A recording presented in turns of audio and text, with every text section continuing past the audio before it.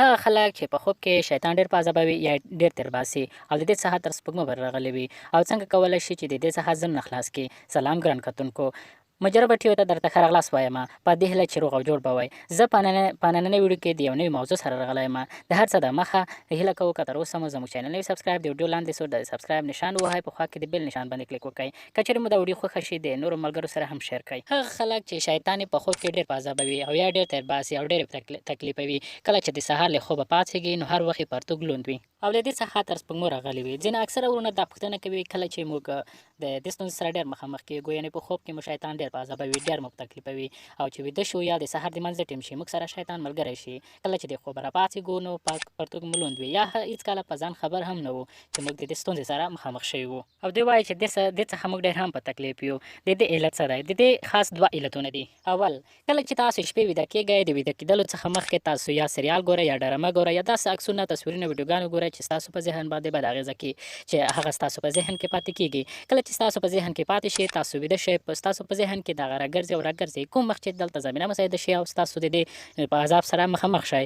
یعنې په دماغ کې یو داسې سیستم دی، کله چې تاسو د شپې د ویده کېدلو په مخ اراده وکړئ چې زه سهار 3 یا 4 بجې راپورته کېږم، نو په همغه وخت تاسو ویښ شئ او له خوبه رابیدار شئ. نو د دې سیستم کې کله چې تاسو ډرامه، غلط عکسونه یا غلط فلمونه وګورئ، په همدې کې ثبت شي کوم وخت چې تاسو اراده یا کوم وخت ویره او ډار در سره پیدا شي، په همغه وخت د دې ستونزې سره مخامخ شئ او دا مشکل مو درته پیدا کېږي. نو د دې لپاره چې تاسو ویده کېږئ، کله یا شپې سریال یا ډرامه کوم عکس ګورئ، هغه د ذهن څخه وباسئ. د ذهن د ایستلو لپاره د ویده کېدلو په وخت کې خپل کله چې ویده کېږئ خپل ذهن په اذکارو باندې، په عباداتو باندې مصروف کړئ، تر څو هغه خیالونه او فکرونه مو ذهن څخه لرې شي. دوهم، کله چې تاسو ډېر کمزوري شئ، د کمزورۍ له وجې ستاسو بدن کمزوری شي، ذهني سیستم کمزوری شي، نو د دې کمزورۍ په اساس تاسو باندې شیطان غلبه کوي او دا ډول ستونزې سره مخامخ کېږئ. د دې لپاره چې دا کمزوري مو ختم کړئ، چې تر څو بدن مو قوي شي او تاسو باندې شیطان غلبه ونه کړي او بدن مو هر وخت قوي وي، نو دغه طریقه وکاروئ یا دغه نسخه وکاروئ چې په دې سره به مو بدن قوي شي، تر څو د شیطان د غلبې څخه وساتل شئ. د دې لپاره چې بدن مو قوي شي، نو د سهار لخوا 5 چارمغز د شیدو سره وخورئ. د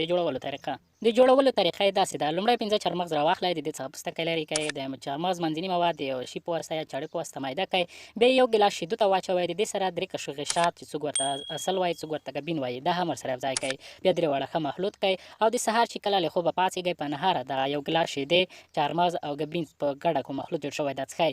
3 هفتې دې ته دوام ورکړئ، انشاءالله د بدن کمزوري به مو ختمه شي، چې په دې سره ستاسو بدني قوه یا مردانه قوت هم زیاتېږي، چې په دې وخت کې به تاسو باندې شیطان هېڅ غلبه نشي کړی او ځان به هېڅ نشي کنټرولولی. یعنې کله چې بدن کمزوری کېږي نو تاسو بدن باندې شیطان غلبه کوي. نو هیله کوم چې دا نسخه او طریقه مو خوښه شوې وي. که خوښه مې ضروري در سره لایک کړئ. که چېرې دې ته ورته یا نورې پوښتنې لرئ، د کمنټ په برخه کې کمنټ وکړئ او زموږ سره شریکې کړئ او دا ویډیو د نورو پښتنو ملګرو سره شیر کړئ، تر څو ټول ملګري له دې ستونزې څخه خبر شي. هیله کوم چې له ویډیو څخه غلط مطلب وانخلئ. د ویډیو کتلو څخه نړۍ مننه.